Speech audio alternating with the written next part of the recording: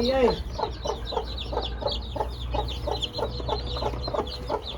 bạn to ơi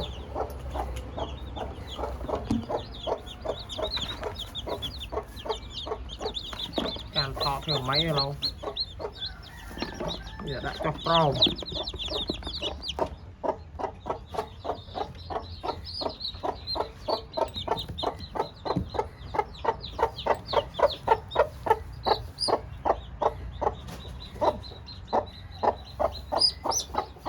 mùi đầm nọ dạ bè bấy ngày rồi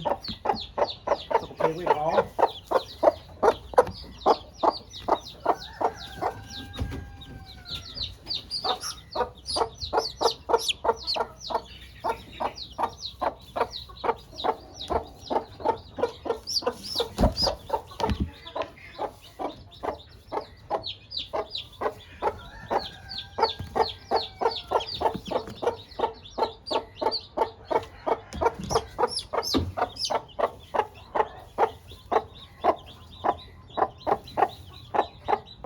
ô bạn ơi đấy ai người ta ô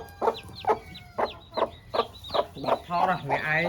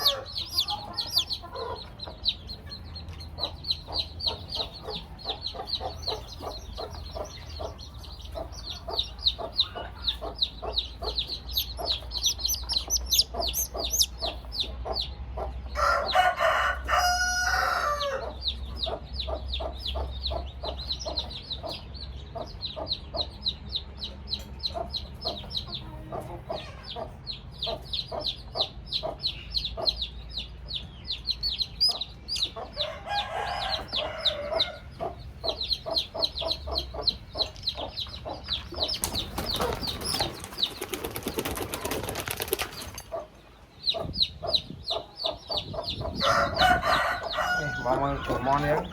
có vitamin hay sau kia mới lo nó tí 4 5 6 7 10 12 14 15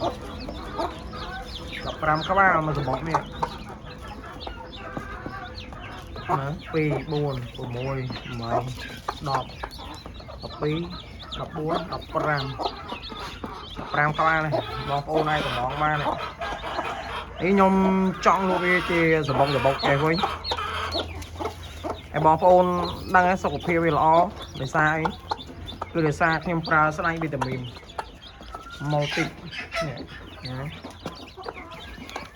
multi vitamin